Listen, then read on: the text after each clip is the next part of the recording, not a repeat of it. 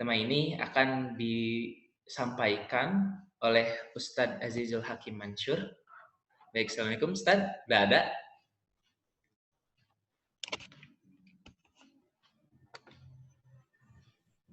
Baik. Insyaallah yang akan membawakan bagaimana tips menghafalkan Al-Quran akan disampaikan oleh Ustadz Azizul Hakim Mansur. Apakah sudah bergabung dengan kita sama-sama? Udah. Assalamualaikum. Iya, Waalaikumsalam. udah. Waalaikumsalam. Ustadz, apa kabarnya? Alhamdulillah, saya. Alhamdulillah baik ya. Tanpa menunggu lebih lama lagi, mungkin kita langsung saja. Kami persilakan kepada Ustadz Azizul Hakim untuk menyampaikan bagaimana tips menghafalkan Al-Quran. Tafadhol Ustadz. Baik. Bismillahirrahmanirrahim. Assalamualaikum warahmatullahi wabarakatuh. Waalaikumsalam warahmatullahi wabarakatuh. Alhamdulillahilladzi bi ni'matihi tatimmus shalihat wa bi fadlihi tanzilul barakat wa atammut taslimat 'ala al-mab'uts birrahmat. Asyhadu an la ilaha illallah wa asyhadu anna Muhammadan 'abduhu wa rasuluh. Allahumma shalli 'ala Muhammad wa 'ala ali Muhammad kama shallaita 'ala Ibrahim wa 'ala ali Ibrahim fil 'alamin innaka Hamidum Majid. Amma ba'd. Pendengar, para ikhwah dan akhwat yang semoga senantiasa dirahmati dan diberkahi segala aktivitasnya oleh Allah Subhanahu wa taala. Alhamdulillah kita kembali bersyukur dan senantiasa meningkatkan kesyukuran kita kepada Allah Subhanahu wa taala. Salam serta salawat semoga senantiasa terhaturkan kepada junjungan kita Nabiullah Muhammad sallallahu alaihi wasallam, yang mana menjadi suri teladan kita, pemimpin besar umat Islam, yang mana mukjizat terbesar beliau adalah Al-Quran, tutur kata dan perilaku sehari-hari beliau adalah Al-Quran, dan seluruh sahabat dan orang-orang yang beriman bersama beliau. Pada sore menjelang malam ya, kalau saya di Makassar ini sudah sekitar 30 menit lagi maghrib ya. 30 menit lagi maghrib, mungkin teman-teman di sana berbeda waktu dari kami di Makassar. Jadi pada sore hari ini saya diberikan kesempatan yang luar biasa bagi saya pribadi bahwa bisa menyampaikan sharing-sharing ya di tempat ini. Yang pertama yang ingin saya sampaikan bahwa Allah Subhanahu wa taala berfirman di dalam Al-Qur'an surah Thaha ayat 1 sampai dengan 5. Allah Subhanahu wa taala berfirman, A'udzu billahi minasyaitonir rajim. Bismillahirrahmanirrahim. Thaha ma anzalna 'alaikal qur'ana litashqa illa tadhkiratan liman yakhsha tanzilan mimman khalaqal arda was samawati al-'ula ar-rahmanu 'alal arsy istawa. Thaha, hanya Allah yang mengetahui. Ma anzalna 'alaikal qur'ana litashqa, sungguh tidak aku turunkan Al-Qur'an ini kepadamu Muhammad tidak untuk menyulitkanmu. Lanjutan ayat, illa tadhkiratan liman yakhsha, kecuali hanya sebagai pengingat bagi orang-orang yang senantiasa takut kepada Allah Subhanahu wa taala. Lanjutan ayat, tanzilan mimman khalaqal arda was samawatil ula. Siapa yang menurunkan Al-Qur'an ini? Tanzilan mimman khalaqal arda was samawatil ula. Zat yang menciptakan langit dan bumi. Ar-Rahman, Ar-Rahmanu 'alal arsy istawa. Sungguh Allah Maha Pemurah, Allah Maha Penyayang yang senantiasa bersemayam di atas arsy-Nya. Para ikhwati fillah yang semoga dirahmati oleh Allah Subhanahu wa taala.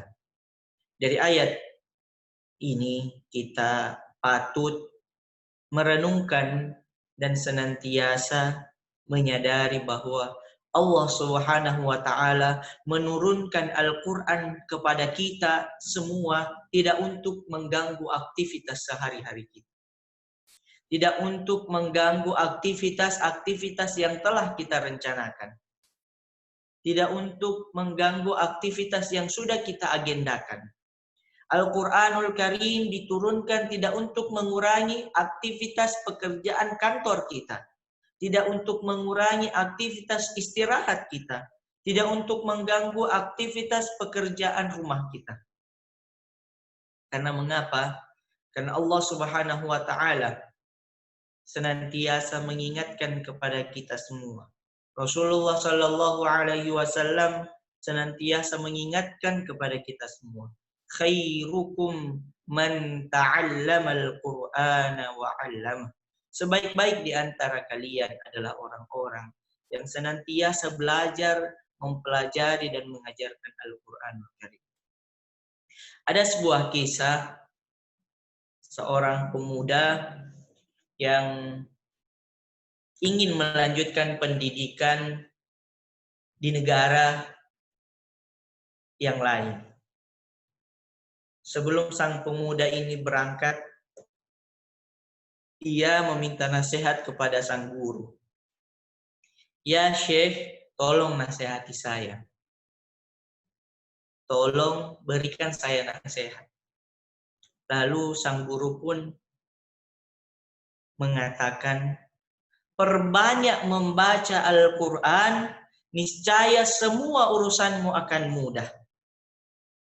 Perbanyak membaca Al-Quran, niscaya semua urusanmu akan mudah. Sang pemuda ini pun beranjak pergi. Setibanya ia di tempat tujuan, ia memulai mengingat nasihat sang guru. Perbanyak membaca Al-Quran, niscaya semua urusanku akan mudah. Lalu ia mulai dengan membaca Al-Quran 1 juz per hari. Lalu meningkat selanjutnya menjadi 2 juz per hari. Bahkan selanjutnya meningkat menjadi 3 juz per hari. Pemuda ini dapat membaca Al-Quran 10 juz dalam sehari semalam. Logika kita sebagai seorang manusia, misalnya kita membaca Al-Quran mungkin 1 juz itu berapa ya? 30 menit sampai 45 menit ya. Lalu pertanyaannya, berapa waktu yang dibutuhkan sang pemuda ini hanya untuk mempelajari dan membaca Al-Quran dalam sehari semalam sebanyak 10 juz? Lalu pertanyaannya, apakah urusannya banyak yang dipersulit oleh Allah? Apakah urusannya banyak yang terkendala? Jawabannya tidak. Karena Allah Subhanahu wa taala telah menjamin orang-orang yang senantiasa dekat dengan Al-Quran, senantiasa mempelajari Al-Quran, Allah akan mudahkan semua urusannya. Malah sebaliknya Allah mengancam bagi orang-orang yang jauh dari Al-Quran. Allah Subhanahu wa taala berfirman, "Wa man a'rada an dzikri fa inna lahu ma'isyatan dhanka wa nahsyuruhu yaumal qiyamati a'ma." Barang siapa yang berpaling dari peringatanku, barang siapa yang menjauhi peringatanku, fa innalahu ma'isyatan dhanka, maka akan aku berikan ia kehidupan yang sempit, kehidupan yang susah, kehidupan yang menipu.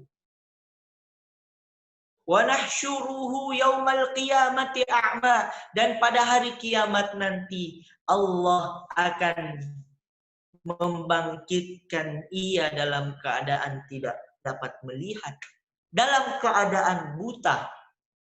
Lanjutan ayat. Qala ya Rabbi lima hasyartani a'ma. Mengapa engkau membangkitkan kami semua dalam keadaan tidak melihat? Wa qad kuntu basira. Padahal dahulu di dunia aku dapat melihat dengan terang. Aku dapat melihat dengan jelas. Lanjutan ayat. Qala kadzalik. Qala kadzalika atatka ayatuna fanasitaha wa kadzalikal yauma tunsa.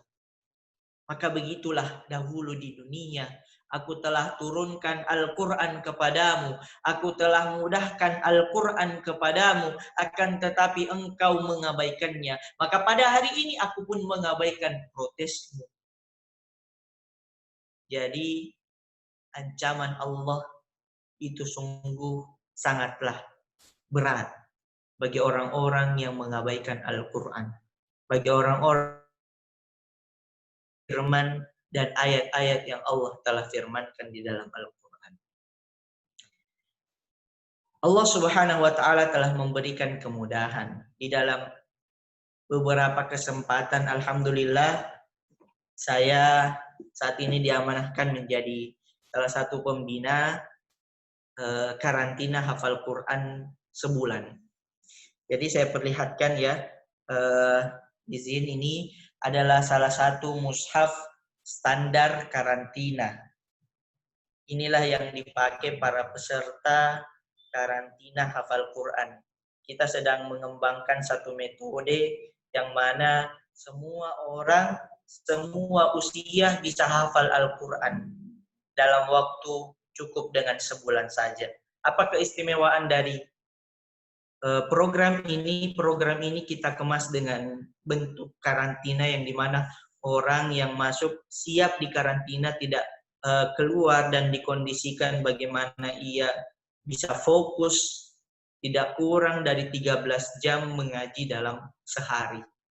Program ini adalah program stimulus yang mana bisa memberikan stimulus bagi orang-orang yang insya Allah bisa dekat dengan Al-Quran, senantiasa membaca Al-Quran, senantiasa mengulangi hafalan. Kita menerima semua umur, mulai dari umur yang paling muda sampai yang paling tua, ada yang berumur 79 tahun.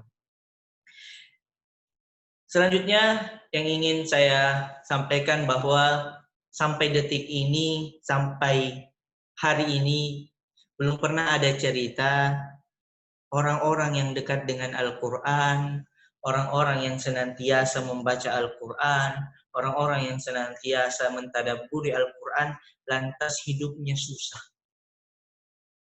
Belum pernah ada cerita orang-orang yang senantiasa membaca Al-Quran, senantiasa mendengarkan Al-Quran, senantiasa berkumpul dengan khalaqa Al-Quran, lantas hidupnya senantiasa gelisah. Belum pernah ada cerita bagi orang-orang yang senantiasa dekat dengan Al-Quran, senantiasa membaca Al-Quran, lantas hidupnya terlilit utang. Belum pernah ada cerita orang-orang yang senantiasa dekat dengan Al-Quran, para pemuda yang senantiasa dekat dengan Al-Quran, lantas susah jodohnya. Ya, jadi para pemuda, ikhwan maupun akhwat, saya yakin orang-orang yang senantiasa dekat dengan Al-Quran, senantiasa mentadabburi Al-Quran, Allah akan mudahkan jodohnya. Sebagai contoh, saya tidak menyampaikan sesuatu yang membanggakan, tapi ini menjadi pengalaman yang bisa menjadi pelajaran bagi orang-orang. Saya para hafiz Al-Quran itu salah satu kewajibannya ia harus cepat menikah. Karena mengapa? Ya, salah satu janji dan firman Allah Subhanahu wa Ta'ala, wa ankihul ayama minkum wassalihina min ibadikum wa imaikum iyakunu fuqara ayughnihimullah. Jika engkau miskin, jika engkau tidak mempunyai apa-apa, ya Allah akan mencukupkannya. Ini saja sebagai pengantar. Jika ada nanti pertanyaan atau sesi tanya jawab bisa kita lanjutkan. Saya tutup untuk sementara. Wabillahi taufiq wal hidayah. Wa ridho wal inayah. Assalamualaikum warahmatullahi wabarakatuh. Waalaikumsalam warahmatullahi wabarakatuh. Alhamdulillah, barakallah. Jazakumullah khairan Ustaz. Ya tadi Ustaz Aziz menyampaikan ya pada saat kita mendekat kepada Al-Quran maka Allah akan memudahkan segala urusan kita gitu. Jadi jangan sampai kita merasa khawatir gitu ya waktu kita habis gitu ya untuk membaca Al-Quran gitu. Karena sebenarnya dengan itu gitu bahkan sesungguhnya Allah akan menolong kita. Ya alhamdulillah, jazakumullah khair Ustaz Aziz. Insyaallah kita akan melanjutkan kajian kita dan sekarang kalau tadi Ustaz Aziz menyampaikan mengenai tips bagaimana menghafalkan Al-Quran. Insya Allah pada kesempatan ini akan ada penjelasan mengenai bagaimana melafalkan Al-Quran sesuai dengan kaidah bahasa Arab. Ya, disampaikan oleh Ustaz Abdullah Syadad. Ustaz, apakah sudah on? Oke, bismillah. Terdengar suaranya? Assalamualaikum Ustaz. Waalaikumsalam. Sehat? Alhamdulillah sehat.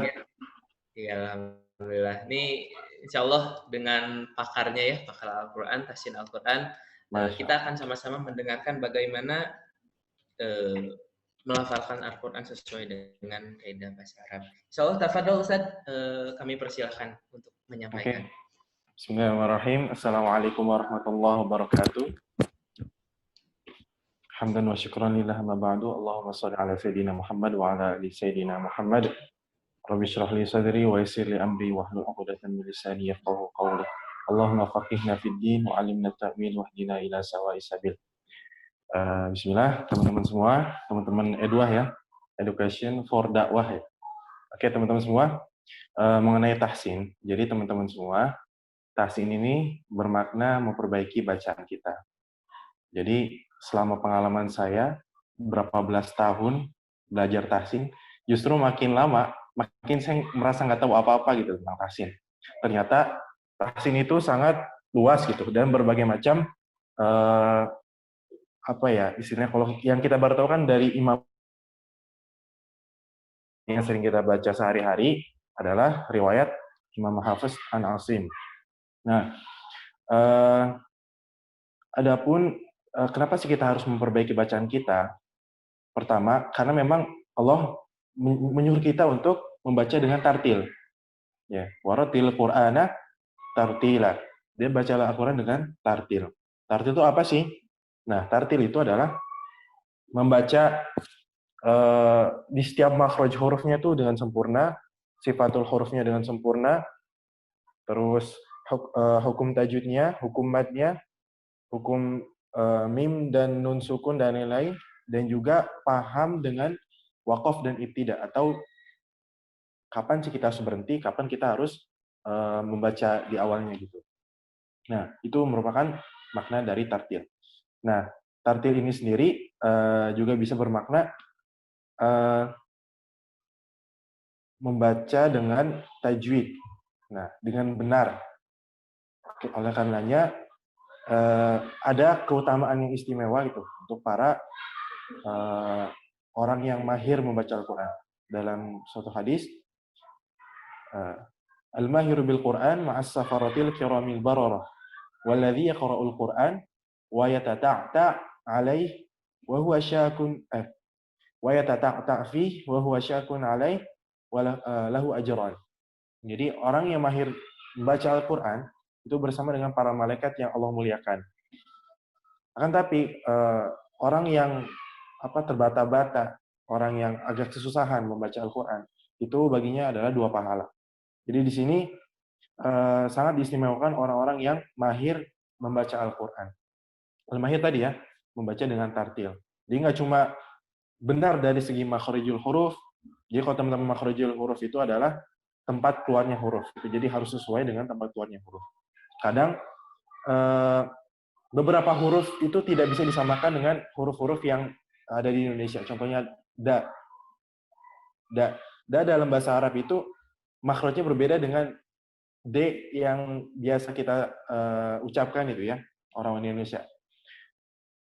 Selain itu ada huruf lam, huruf ro, dan huruf-huruf lainnya, dan memang harus kita pelajari dengan wasilah guru. Nah, sehingga untuk mempelajari tahsin ini, kita wajib dengan guru. Jadi silakan teman-teman bisa nanti di Education for Dakwah ini kan ada kelas tahsin ya. Bisa tuh teman-teman belajar, karena teman-teman nggak bisa belajar tahsin sendiri. Saya sendiri belajar dari kecil itu selalu dengan guru. Setelah mendapatkan sanad, saya masih belajar lagi ke Madinah, ke Mekah. Daurah, ikut daurah qiraat. Di sana saya merasa, ternyata belajar tahsin itu sangat luas itu. Kecil aja, yang pernah saya posting di Instagram itu tentang kata ma. Ma ini bisa banyak maknanya dalam bahasa Arab ya. Ada yang tidak, ada yang apa-apa yang gitu. Nah, ketika membaca ma ini, ternyata ada intonasi tertentu, ada nada tertentu yang selayaknya kita bedakan. Contohnya, lahu ma fis samawati wa ma fil ard.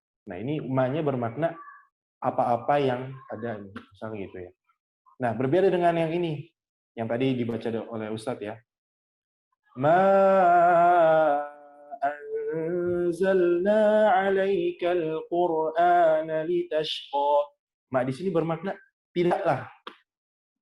Nah, di sini yang saya pelajari adalah ketika saya setoran, ma bagian yang tidaklah dan ma yang mengartikan apa-apa yang itu dibedakan. Sebaiknya dibedakan. Karena kita kan dianjurkan untuk membaca dengan dialek orang Arab dan juga suara mereka. Ada hadisnya itu, Iqra'ul Qur'an biluhunil arabi wa aswatiha.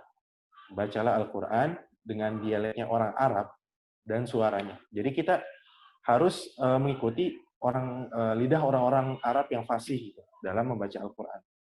Nah, sehingga kenapa sih adanya sanad? Itu adalah untuk menjaga kualitas bacaan dari Rasulullah, dari Jibril ya, dari malaikat Jibril sampai ke zaman sekarang. Karena dalam matan Imam Ibnu Jazari, wal akhdhu bitajwidi hatmun lazimu man lam yusahhihil Qur'ana athimu li'annahu bihil ilahu anzala wa hakadha minhu ilaina wasala. Jadi wal akhdhu bitajwidi hatmun lazimu. Membaca Al-Qur'an dengan tajwid hatmun lazim. Jadi hukumnya adalah wajib. Man lam yusahhihil Qur'ana athimu. Barang siapa yang tidak membenarkan bacaannya, maka dia berdosa. Li'annahu bihil ilahu anzala. Karena Allah menurunkan Al-Qur'an itu seperti ini dengan tajwid. Wa hakadha minhu ilaina wasala. Dan begitu pula Al-Qur'an ini sampai kepada kita sampai zaman sekarang itu adalah dengan tajwid. Oleh karenanya membaca Al-Qur'an itu selayaknya adalah kita fokus yang wajibnya dulu, yaitu memperbaiki tahsinnya.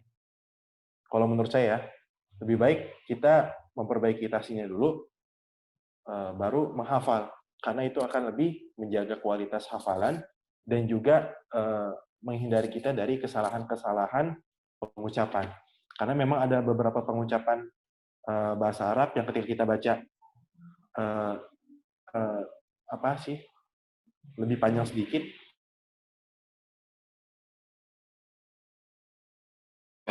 ada perbedaan makna. Nah, kita menghindari dari kesalahan-kesalahan yang sampai merubah makna Al-Quran. Nah, oleh karenanya penting bagi teman-teman semua, bagi kita semua untuk belajar tahsin. Nah, ada contoh lagi. Waktu itu ketika saya setoran, wa inna Allaha lama'al muhsinin. Lama'a. Di sini ada kata lama'a. Kalau teman-teman cari di kamus bahasa Arab, lama'a artinya bersinar, mengkilap, lama'a. Tapi maksud di dalam Al-Quran itu artinya, la ini adalah sungguh gitu ya. Ma'a bersama. Lama'a, sungguh bersama. Jadi artinya itu bukan bersinar. Tapi kalau dalam bahasa Arab, lama'a itu artinya bersinar atau mengkilap. Nah, cara membacanya itu adalah menekankan di huruf ma. Lama'a, sehingga lebih terjelas la dan ma'a. Itu salah satu contoh ketika kita bisa memahami konteks artinya, kita bisa memahami bahasa Arabnya, dan juga kita tahu cara membacanya. Jadi Al-Quran itu selayaknya tidak dibaca datar gitu ya. Kita diwajibkan untuk membaca dengan tajwid, dengan mad, dan juga disunahkan untuk memperindah bacaan. Nah, itu salah satunya. Terus ada contohnya lagi. Was-samaa'a rafa'aha. Nah, di sini ada yang salah ketika saya seorang waktu itu. Was-samaa'a rafa'aha. Jadi kalau a di kata as-sama, a kita masukkan ke rafa'aha, itu jadi beda artinya. A-rafa'aha, jadi kalimat pertanyaan gitu. Nah, ini salah satu kenapa sih kita harus benar-benar teliti ketika membaca Al-Quran. Jadi nggak boleh sembarang. Dari situ sebenarnya wasama arafa'ah, ketika saya baca makhrajnya benar, sifatul hurufnya benar, tapi ternyata beda sedikit intonasinya aja, itu bisa dipahami oleh orang lain berbeda. Nah itu kalau tahapnya sudah paham makhrajul huruf, sifatul huruf, waqaf ibtida ya, jadi berhenti dan juga lanjut. Terus juga yang sering saya temui itu contohnya adalah A'udzu billahi minasyaitonir rajim. Himina. Kadang-kadang ini lebih jelasnya jadi himina, padahal hak di sini adalah masuk ke kata Allah. Nah, itu nanti teman-teman bisa belajar nih dengan guru-guru di kelas tahsinnya E2. Silakan daftar ya. Insya Allah saya bantu promosi Kang Raffi ya. Mungkin itu saja sih, adalah kita wajib untuk memperbaiki bacaan kita karena hukumnya adalah fardu ain, sedangkan menghafal adalah fardu kifayah. Jadi saya tekankan di sini, perbaiki lagi tahsinnya.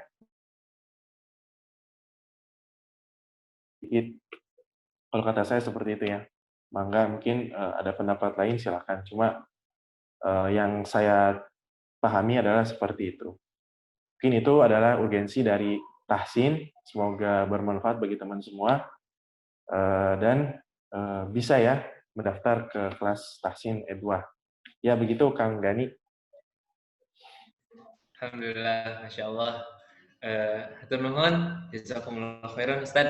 Iya. Saya juga baru itu ya, ternyata bukan hanya dari makhraj huruf. Mungkin untuk kita membetulkan makhraj sifatul huruf pun sudah ini ya, lumayan gitu ya. Ternyata masih banyak yang perlu kita pelajari. Betul kan? Sampai kepada intonasi pun gitu, Masya Allah. Itu perlu kita perhatikan gitu. Jadi ya hatur nuhun, ini untuk terima kasih untuk penyampaiannya. Insya Allah itu ya pemaparan mengenai tahsinnya. Dan insya Allah kita akan lanjutkan lagi. Ini satu lagi nih. Kalau tadi kita sudah membahas tentang tahfiznya di mana, tentang tahsinnya gitu. Bagaimana kita harus membetulkan bacaan Al-Quran kita. Nah, kemudian kita juga tentu pada saat membaca baiknya kita tuh mengetahui apa makna di dalamnya gitu. Tadi pun di tahsin dibahas ya sama Ustaz Syadat gitu. Pada saat kita membaca pun jangan sampai merubah maknanya. Nah, makanya kita pun harus tahu begitu maknanya. Insya Allah kita akan mendengarkan pemaparan mengenai mengenal bahasa Arab, Al-Quran dan tafsir Al-Quran yang akan disampaikan oleh Ustadz Yayang Rahmat Hidayat. Ya, ya mangga Ustadz Yayang. Ya, terima kasih Kang Gani. Ya, bismillahirrahmanirrahim. Assalamualaikum warahmatullahi wabarakatuh. Alhamdulillahilladzi anara qulubi ibadihi al-muttaqin binuri kitabihil mutmatin wa ja'alal qur'ana shifaa'a lima fis suduri wa hudaw wa rahmatan lil mu'minin. Rabbi shrah li sadri wa yassir li amri wahlul 'uqdatam min lisani yafqahu qawli. Sebetulnya saya di sini dijebak oleh Kang Raffi untuk ngisi gitu.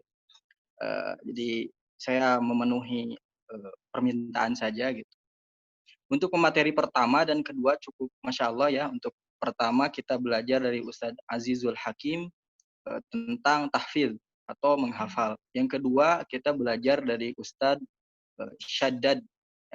Ustadz Syaddad itu teman saya, teman setoran dulu ketika di Masjid Al-Furqon UPI. Itu bersama Ustadz Muhammad Fatwa. Masya Allah. Saya banyak kenangan dengan beliau, tapi nggak akan cerita di sini. Semoga Allah menjaga keduanya. Amin. Di sini saya ingin berbagi pengalaman.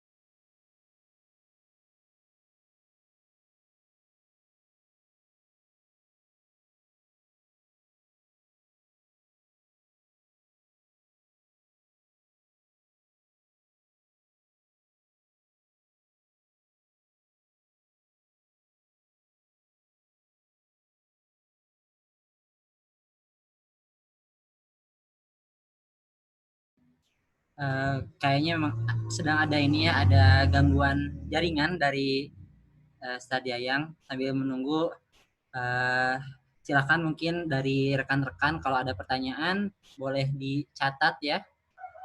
Nanti sama moderator kita akan dipandu. Ini masih gangguan ya, berarti tadi gangguan saya kira sinyal di saya gitu. Ya, kita sambil menunggu juga Ustadz Yaya. Jadi mangga apabila mungkin ada pertanyaan bisa dicatat terlebih dahulu, kemudian iya. Oh iya. Ini udah masuk ini. Iya. Mangga Pak Dok. Bismillahirrahmanirrahim. Mohon maaf ada gangguan. Intinya dalam kitab An-Naba Al-Azim yang dikarang oleh Syekh Abdullah Daraz, beliau mengatakan Al-Quran itu seperti intan berlian. Al-Quran dilihat dari berbagai sudut pun memancarkan keindahan. Misal kita melihat Al-Quran dengan menggunakan kacamata kedokteran, kita akan terpukau. Kita melihat Al-Quran dengan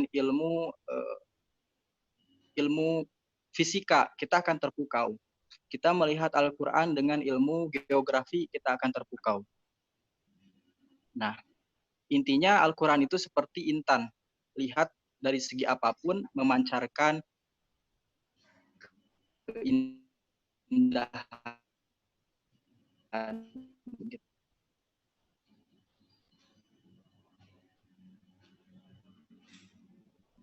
ya. Nah, terus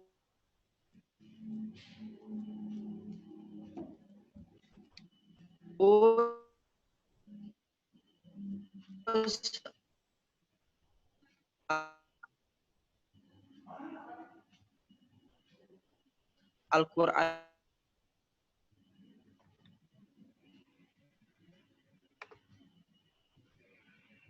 juga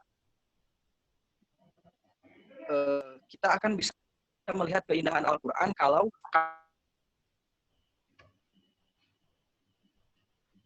kacamata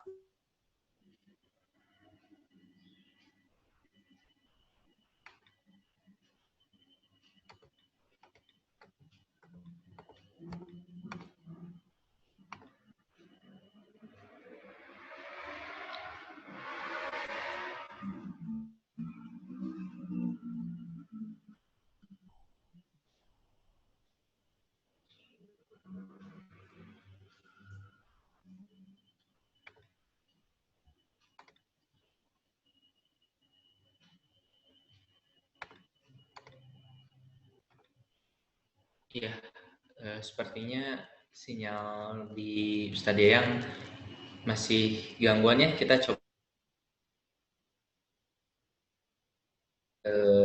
bisa segera bergabung kembali. Jadi ingatkan lagi mungkin untuk teman-teman silakan barangkali ada yang ingin menyampaikan pertanyaan. Assalamualaikum, tes. Nah, oh iya ada. Udah ada?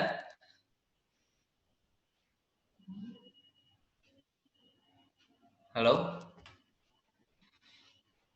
Tes.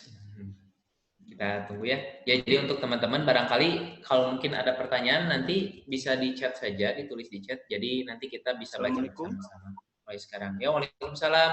Ustaz, sinyalnya sepertinya lagi kurang bagus ya. Ya mudah-mudahan bisa lancar lagi, bisa gabung lagi.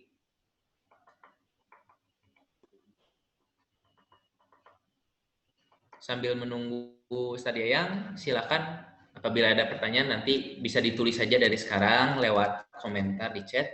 Nanti kita bacakan setelah penjelasan dari Ustadz Yayang.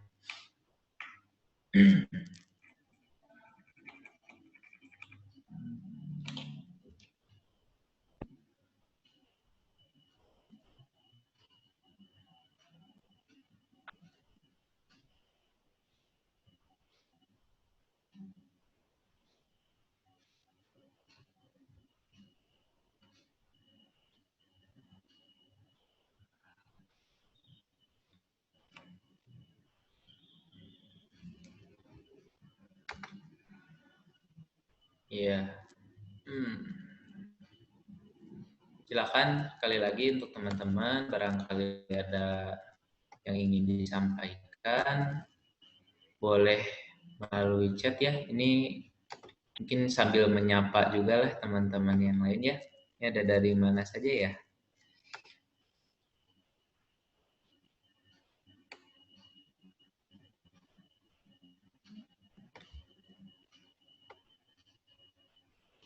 Ya, alhamdulillah sudah ada 30 yang bergabung. Baik, kita masih menunggu ya. Mudah-mudahan bisa segera bergabung kembali.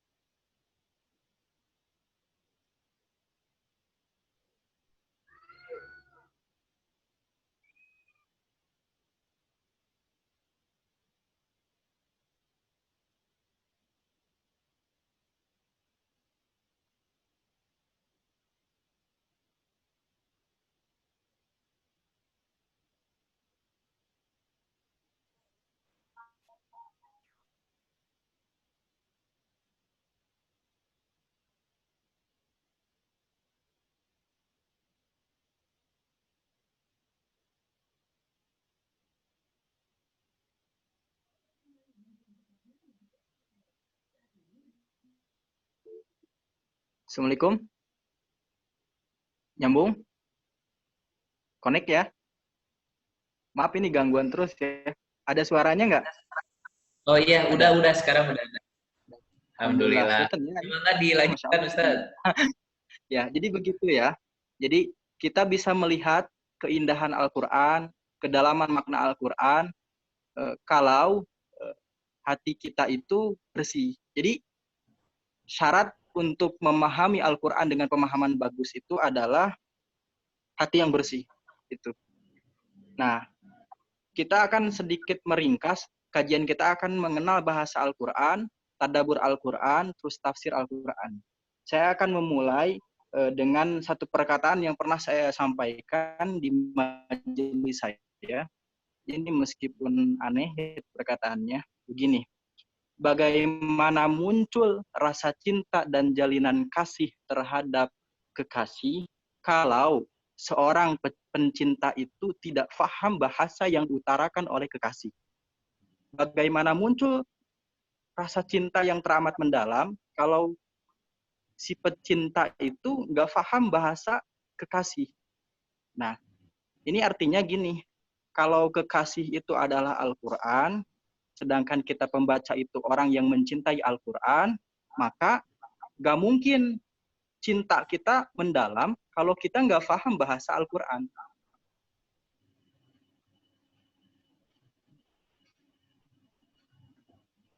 Nah, itu intinya ya. Maka saya lebih bahasa Al-Quran, gitu ya.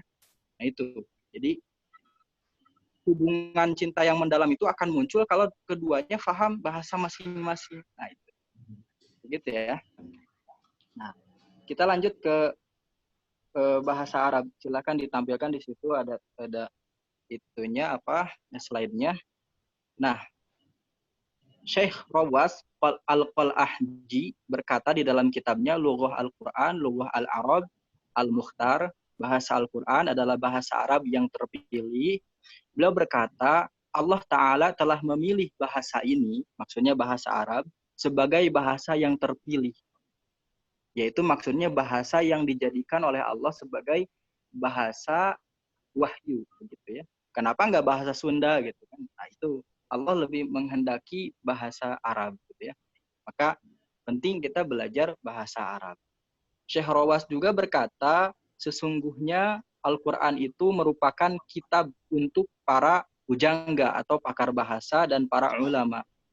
Ini maksudnya bukan Syekh Rawas itu bukan apa ya, bukan bilang bahwa Al-Quran itu hanya untuk kalangan elit saja, bukan. Tapi Al-Quran akan terasa keindahan bahasanya menurut pakar bahasa. Dan menurut ulama yang paham Al-Quran yang mungkin hanya baca lafaz. Tidak bisa menghadirkan makna, tidak bisa sampai apa. Kalau kita baca ayat tentang surga itu sampai terbayang gitu. Indahnya surga itu. Kenapa? Karena boleh jadi kita pengetahuan bahasa Al-Qur'annya minim begitu ya. Nah, itu. Maka Syekh Umar Al-Biqai, seorang mufasir, itu beliau pernah duduk berbulan-bulan hanya memikirkan mentadaburi ayat Al-Qur'an ini tuh hubungannya dengan ayat ini apa begitu.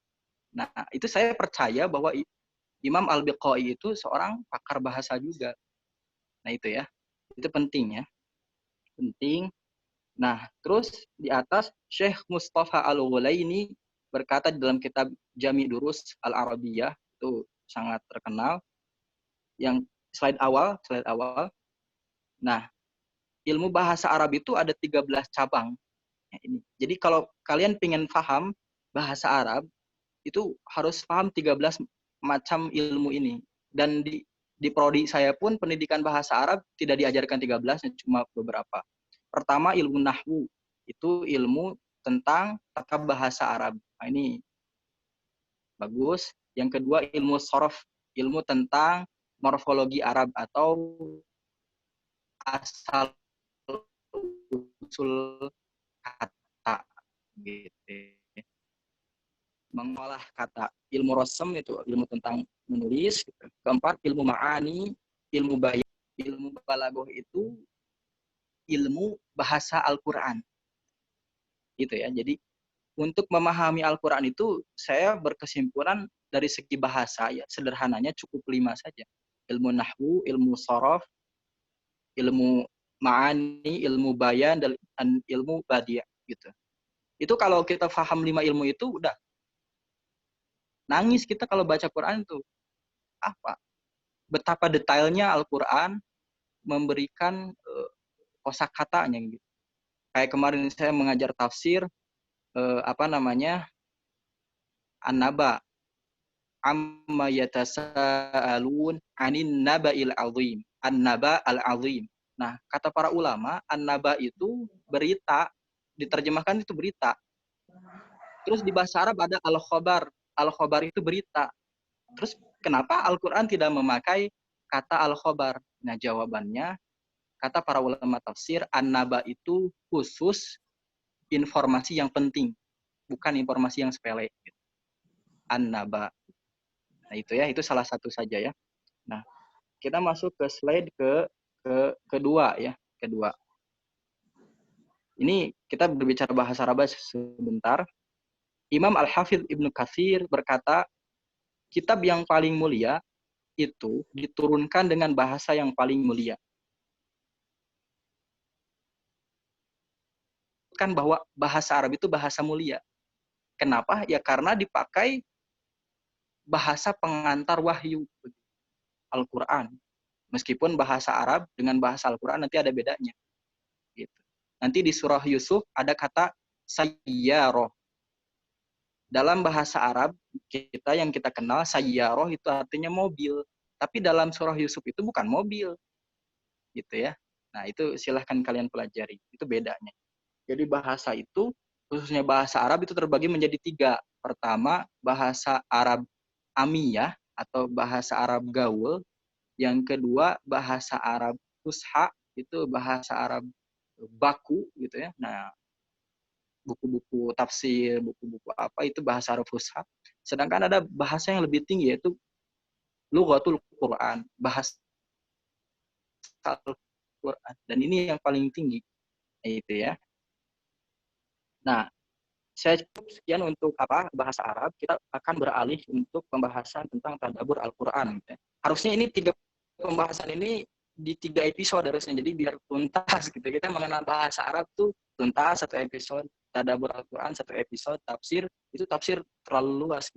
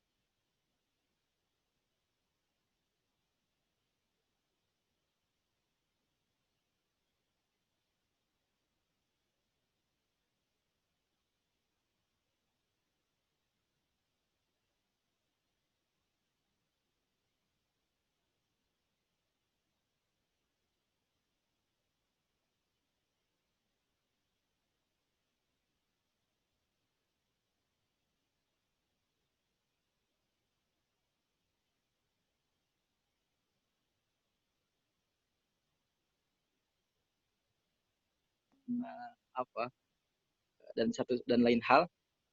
Intinya pertama, tadabbur Al-Quran itu slide pertama, Profesor Dr. Said Agil Munawar, itu seorang guru besar di Universitas Islam Negeri Jakarta, berkata, tadabbur itu terdiri dari 3 unsur. Pertama, husnul ada.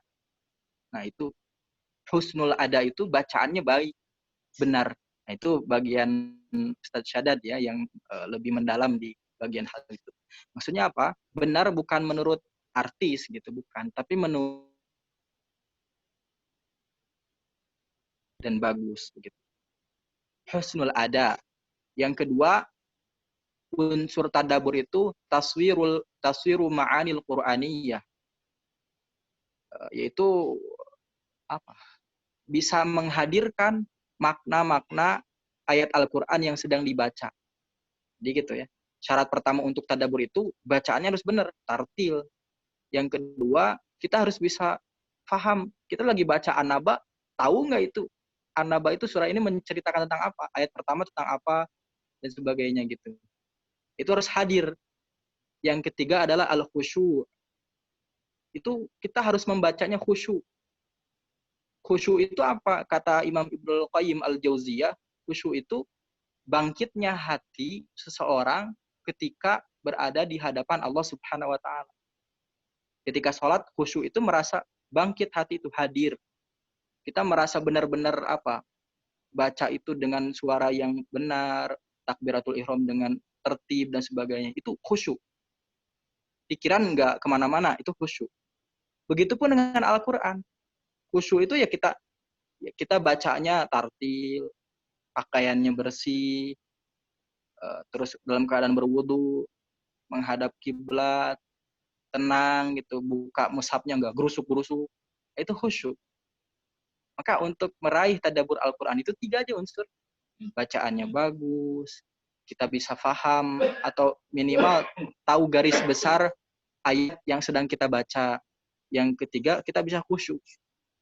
Saya kira ketika baca An-Naba, kita paham aja An-Naba. Dan Masya Allah, akan berubah dengan apa? Ketentraman kita. Gitu ya. Maka ini penting sekali tadabbur Al-Quran itu ya. Nah itu. Terus yang poin kedua, ini Imam Ibnu Jarir At-Tabari, itu seorang ulama tafsir yang punya tafsir yang terkenal. Beliau berkata, sungguh aku heran dengan orang yang membaca Al-Quran dalam keadaan tidak mengetahui tafsirnya atau maknanya. Bagaimana bisa ia menikmati bacaannya? Nah, ini sindiran dari ulama tafsir. Jadi ulama tafsir itu mengkritik ya orang yang baca Quran itu cuma membaca doang gitu, tapi nggak paham apa yang dia baca. Tapi bukan jelek gitu, tapi kurang bagus begitu. Karena beliau pakar tafsir gitu ya. Nah, mungkin pakar qiraat juga bisa mengatakan gimana mau bisa menikmati kalau bacaan tajwidnya jelek gitu kan. Itu bisa juga berkata demikian. Jadi kata Imam Ibnu Jarir At-Tabari itu begitu. Jadi hendaknya tahu lah. Jadi minimal ketika kita baca ayat Quran itu ada namanya tafsir ijmali. Tafsir ijmali itu makna global dari ayat. Jadi tidak mendalam gitu. Misalkan amma yatasaalun, paling bertanya-tanya, mereka di situ adalah orang-orang kafir Quraisy atau orang-orang penduduk Mekah. Apa yang ditanyakan yaitu berita besar, yaitu tentang Al-Quran, tentang hari kiamat dan sebagainya. Itu tafsir ijmali, inti ayatnya aja itu.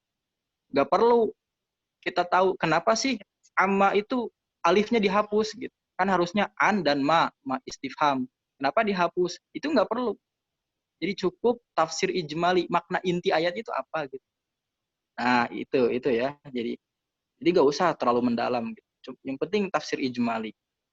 Nah, itu ya. Jadi kata Imam Ibnu Jarir At-Tabari itu kita harus paham makna ringkas dari ayat yang kita baca agar kita bisa menikmati bacaan kita. Nah itu ya. Yang kedua, Imam Al-Hasan Al-Basri. Nah ini Masya Allah beliau itu. Beliau berkata, wahai anak Adam, ini saya sudah terjemahkan ya, tidak teks Arabnya biar cepat. Wahai anak Adam atau manusia, bagaimana bisa hatimu menjadi lembut jika semangatmu hanya di akhir surah saja? Jadi ini mengkritik Imam Hasan Al-Basri itu orang yang, ini mohon maaf ya, bukan jelek, tapi menurut pandangan Imam Al-Hasan Al-Basri, apa namanya, yang sedikit-sedikit ngejar kuantitas baca Al-Quran, bukan kualitas. Meskipun bagus ngejar kuantitas daripada nggak sama sekali ya, tapi kalau pengen lebih bagus lagi kejar kualitas. Jadi kan ada orang yang di pikirannya tuh pengen minal jinnati wan nas ketika baca Al-Quran itu. Jadi dia nggak bisa menikmati apa isi dari yang dia bacanya gitu. Jadi memang ketika kita banyak baca Al-Quran meskipun lafaz saja bisa membuat hati kita lembut ya. Tapi kalau disertai dengan makna, disertai dengan khusyuk, hadirnya hati, itu bisa lebih lembut lagi. Percepatan lembutnya bisa lebih lagi.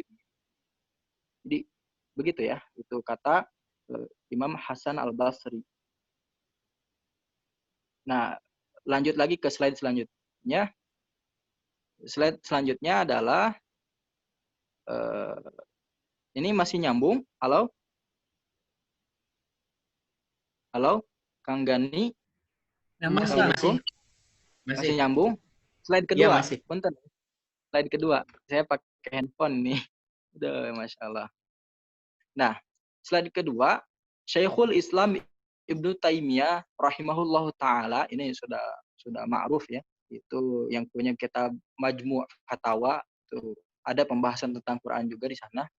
Kata Syekhul Islam Ibnu Taimiyah berkata, yang dituntut, yang dikehendaki dari Al-Quran itu ialah memahami kemarin juga dosen saya bilang, kamu kenapa meneliti Al-Quran? Ya saya pengen paham dan saya pengen dapat hidayah, gitu aja, simple. Kenapa kamu nggak berpikir jadi pakar? Ngapain jadi pakar, kata saya tuh. Orang pakar itu kan cuma gelar duniawi gitu kan. Kalau misalkan ijazah profesor saya kena banjir, terus server UPI kena hack, hilang keprofesoran saya gitu. Tapi saya ingin dapat hidayah aja, kata saya, kalau ke dosen saya begitu bilangnya. Jadi yang dituntut dari Al-Quran itu ialah memahami maknanya dan mengamalkannya. Jadi saya ingin kita belajar Al-Quran itu dua tujuannya. Kenapa kamu belajar Al-Quran? Saya pengen paham maknanya dan saya pengen mengamalkannya. Terlebih lagi kalau bagus itu ingin mendakwahkannya, itu Masya Allah. Gitu ya. Itu ya, jadi kita belajar Quran itu ingin paham dan ingin mengamalkan. Kalau paham saja, jangan, harus dengan mengamalkannya. Dosen saya sering bilang, banyak itu di Universitas Belanda, di Belanda gitu, para orientalis, mereka pakar tafsir, mereka baca tafsir Ibnu Katsir, mereka baca tafsir-tafsir klasik, tapi mereka agamanya Kristen, tuh dia paham kan teoretisnya, tapi nggak mempraktekannya. Jadi itu saya ingin gitu, kita sama-sama gitu membaca Al-Quran, mengistiqomahkan membacanya, terus memahaminya, terus mengamalkannya, terus mendakwahkannya, gitu ya. Nah itu. Jadi saya punya rumus mendekati, mendekatkan. Itu dua rumusnya. Mendekati, mendekatkan. Kita harus mendekati Al-Quran, maknanya ya baca, pelajari, amalkan, dakwahkan. Kita harus mendekatkan. Maksud mendekatkan itu ada orang, dekatkan biar belajar Al-Quran. Fasilitasi. Nah, itu rumusnya dua. Mendekati, mendekatkan. Kalau mendekati doang, saya belajar tafsir sendiri atau bersama guru, tidak ngajak orang lain, berarti mendekati doang. Tapi kalau mendekatkan, ngajak, ayo ngaji tafsir, nggak punya ongkos, naik, gitu. Nah, itu mendekatkan. Jadi belajar Quran pun nggak boleh egois, tapi harus ada nilai sosialnya, ngajak, ayo belajar yuk. Saya nggak punya ini, nggak punya apa, Qurannya saya punya 2, ayo. Jadi jangan ada alasan gitu. Nah itu mendekati dan mendekatkan. Itu orang-orang beriman. Rumusnya mendekati, mendekatkan. Dalam konteks Al-Quran. Orang-orang musuh Islam itu 2. Menjauhi, menjauhkan. Itu orang-orang musuh Islam begitu. Mereka menjauhi Al-Quran. Nggak mau belajar. Ngapain belajar Quran, buang-buang waktu. Itu orang-orang musuh Islam.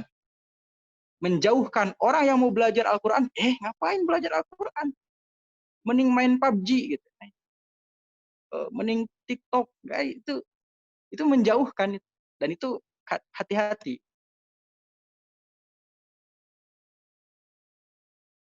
Syaratnya 2, durhaka dan ngajak durhaka, itu 2. Jadi setan tuh 2, gampang sekali jadi setan, nggak perlu sidang gitu, nggak perlu ngisi formulir, itu gampang.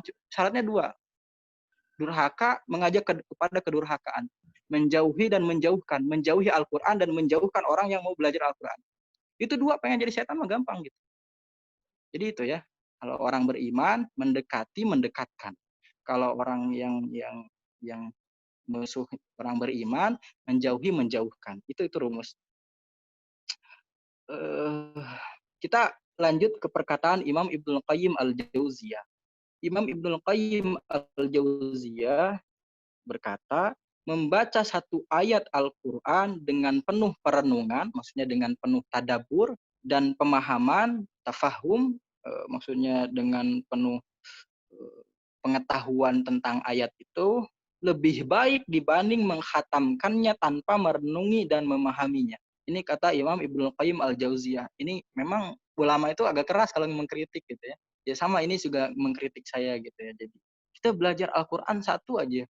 Amma yatasa'alun gitu kan. Itu orang-orang kafir Quraisy itu suka meragukan Al-Quran, meragukan Nabi Muhammad, meragukan isi Al-Quran gitu kan. Nah itu udah paham gitu aja. Oh, berarti kita nggak boleh meragukan Al-Quran. Orang-orang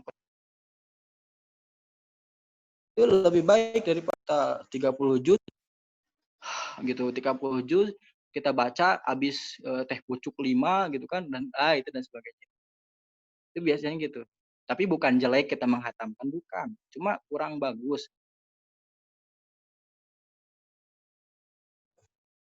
Nah, ya. Kita lanjut lagi ke poin selanjutnya. Syekh Sulaiman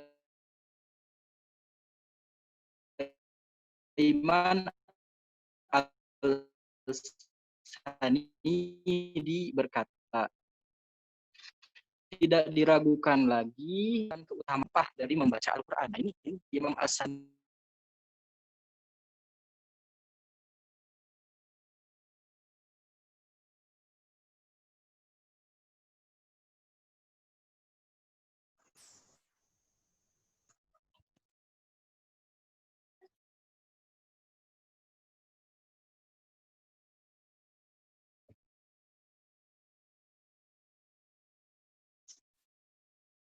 Halo, masih nyambung, silahkan.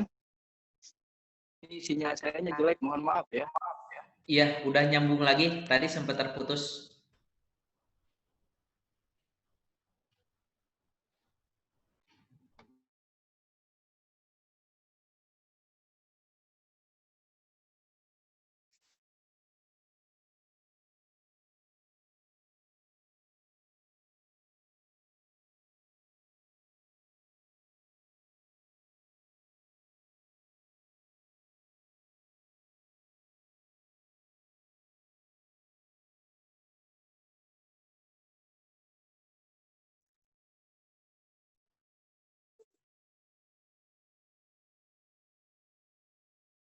Halo.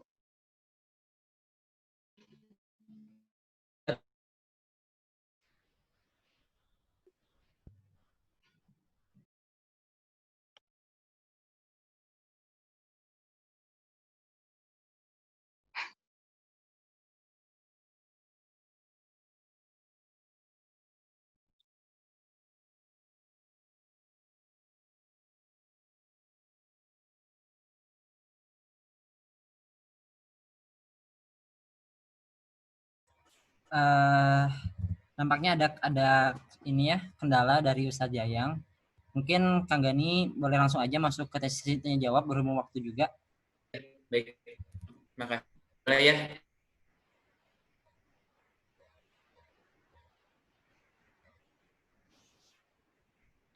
Intinya ya, mengenai bagaimana kedalaman tafsir Al-Quran gitu. Ya itu bisa memotivasi kita gitu. Insya Allah kita akan langsung mulai sesi diskusi. Ini sudah ada nih yang masuk ke chat. Silakan mungkin ditulis di chat saja ya. Mungkin belum ada deh. Belum. Sudah ada, maaf. Sudah ada nih. Ada dari sebentar. Saya bacakan dari Aminah Afidatus Solihah. Ini pertanyaannya, Masya Allah, jazakumullah khairan atas materi yang disampaikan. Izin bertanya, ini katanya untuk Ustadz Syaddad ya. Dengan penyampaian beliau tadi,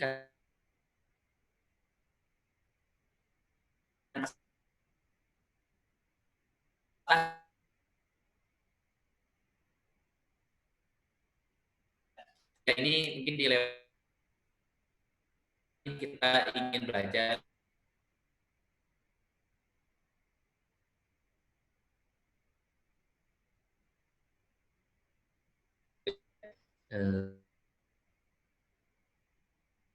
bagaimana baiknya gitu kita memilih guru. Ya, mangga Ustadz Syaddad.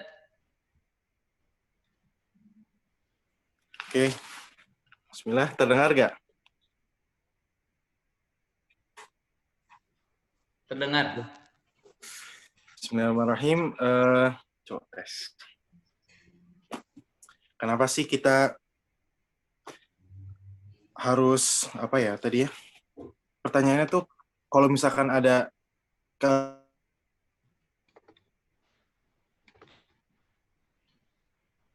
Halo? Iya, agak terputus ya. Bagaimana jika kita posisi sebagai pengajar Quran dan masih kurang untuk mengajarkan hal tersebut? Oh, ini mungkin lebih ke pribadi kita gitu ya, ingin mengajarkan Al-Qur'an gitu, akan tetapi dengan segala keterbatasan bagaimana. Oke. Saran saya kalau misalkan teman-teman ingin mengajarkan Al-Quran, ya utamakan dulu teman-teman sudah memahami dasar-dasar dari tahsin ya. Dasar-dasar tahsin itu, kalau misalkan yang paling dasarnya adalah memahami matan Tuhfatul Atfal. Ya, di sana ada hukum mim sukun, mim dan nun tasydid, hukum al, terus hukum mad. Setidaknya di materi-materi itu teman-teman sudah paham. Nah, kalau yang lebih advance-nya lagi di atasnya, itu teman-teman sudah memahami makhorijul huruf. Semua makhorijul huruf, semua huruf-huruf teman-teman tahu letaknya dan teman-teman tahu praktiknya. Jadi di tingkat yang kedua ini, teman-teman sudah paham makhorijul huruf dan juga sifatul huruf. Terus selain itu, tingkatan yang lebih tinggi lagi adalah memahami waqaf ibtida. Waqaf ibtida ini adalah memahami titik berhenti dan juga titik memulai. Titik berhenti dan titik mulai ini nggak cuma karena ada tanda di Qur'annya gitu, tapi lebih memahami arti-artinya gitu, arti dari ayat Qur'an yang kita baca. Jadi itu tingkat yang paling tingginya. Atau sekelas dengan memahami tafsirnya. Seperti itu. Tapi kalau misalkan teman-teman ingin tetap mengajar orang lain, usahakan adalah yang sesuai dengan kapasitas teman-teman. Misalkan tadi udah tahu ya, hukum mad, hukum nun sukun, hukum mim sukun, ya ada misalkan idhar, idgham, iqlab, ikhfa, itu silakan diajarkan. Karena mengajar adalah salah satu cara untuk belajar. Nanti seiring berjalannya waktu, ketika teman-teman mengajar, teman-teman akan mendapati kekurangan keilmuan teman-teman itu ada di mana. Misalkan, ternyata ketika saya mengajar tentang hukum mad, oh ternyata saya belum paham keseluruhan matnya. Atau enggak asal-usul kenapa mat ini disebut mat lazim mukhaffaf harfi, mat lazim mutsaqal kalimi, kenapa disebut itu? Nah, biasanya itu kan ada asal-usulnya. Mungkin tahu gitu secara artinya saja, cuma asal-usulnya belum. Nah, dari situ teman-teman tahu nih kekurangan teman-teman sebagai pengajar Quran ada di mana dan harus wajib belajar. Teman-teman, ketika seorang pengajar itu tidak berarti teman-teman berhenti untuk belajar Al-Quran. Karena saya sendiri masih sering gitu untuk membaca-baca buku gitu. Baca buku tajwid. Buku tajwid saya mungkin ada 5 ya. Kalau dari segi matannya, ada Fatul Atfal, matan Jazari, matan Samanudi. Nanti kalau yang lebih tingginya lagi adalah matan Syatibiyah. Nah, buku tajwid ada banyak juga. Ada yang dari Bisa Learning Center. Mungkin Kang Yayang juga punya ya. Waktu itu kita dapat dari Ustadz Fatwa. Nah, terus banyak buku tajwid yang lain yang bisa mendukung teman-teman. Setidaknya teman-teman ketika mengajar punya buku rujukan juga. Jadi sambil mengajar, sambil teman-teman juga belajar. Dan ketika teman-teman mengajar, jangan berhenti juga untuk mencari guru. Jadi bukan berarti kita pengajar tuh nggak punya guru sama sekali lagi. Kita berhenti belajar lagi. Tetap cari guru lagi. Seperti itu. Stop ya. Kang Gani. Ya, jazakumullah khairan, Ustaz. Ya, itu ya jawaban dari Ustaz Syaddad.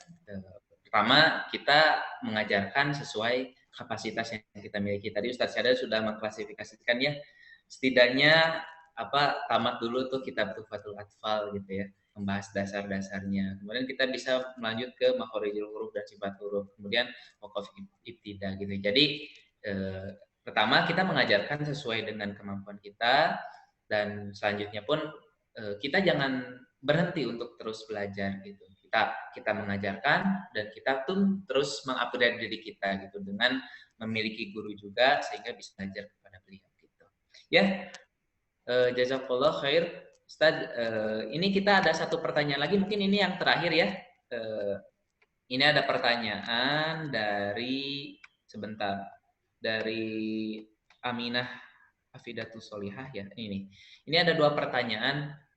Yang pertama katanya mohon tips untuk mulai belajar Al-Quran dengan memahami makna perkatanya. Kemudian yang kedua, bagaimana tips untuk menyeimbangkan membaca tilawah, ziyadah, murojaah, perdalam tahsin dengan mengambil sanad dan belajar tafsir atau makna mana yang paling urgent untuk dipelajari. Nah, jadi untuk yang pertama mungkin ini minta tipsnya gitu ya, bagaimana belajar Al-Quran, tapi kita pun bisa sedikit-sedikit memahami maknanya. Kemudian yang kedua itu yang paling urgen itu yang yang perlu kita pelajari pada saat mulai nih mau belajar Al-Quran itu apa. Mangga bisa dijawab mungkin oleh siapa dulu? Ada, kalau tadi mungkin dari Ustadz Syadat sudah, barangkali dari Ustadz Azizul Hakim dan Ustadz Yayang ingin memberikan jawabannya juga mengenai pertanyaan ini, dipersilahkan.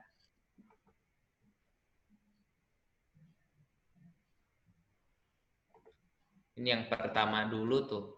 Yang pertama bagaimana cara kita tips belajar Al-Quran dengan memahami makna perkataannya gitu katanya. Mungkin ini bisa dijawab oleh Ustadz Yayang ya.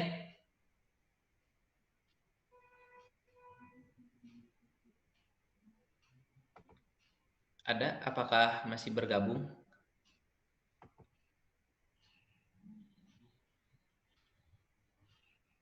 Ya, mungkin ini mohon maaf ya sinyalnya agak kurang bagus. Iya.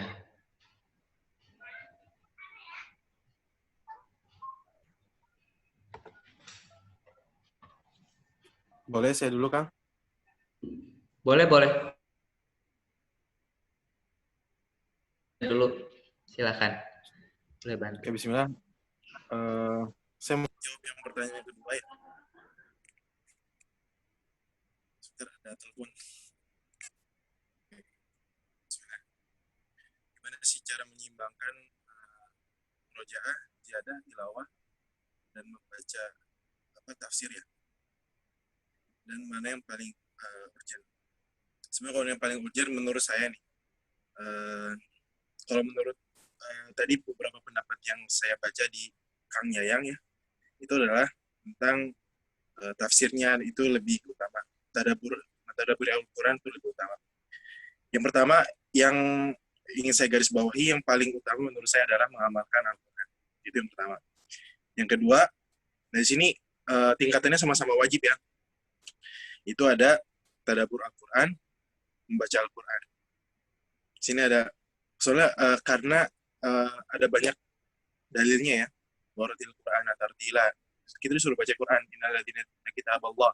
Itu banyak sekali ayat tentang kita disuruh untuk membaca Al-Quran. Terus ada juga ayat tentang tadabbur Al-Quran. Afala tadabbaruna Al-Quran. Di sini ada 2 ayat ya dalam Al-Quran. Jadi membaca dan tadabbur adalah sama-sama wajib.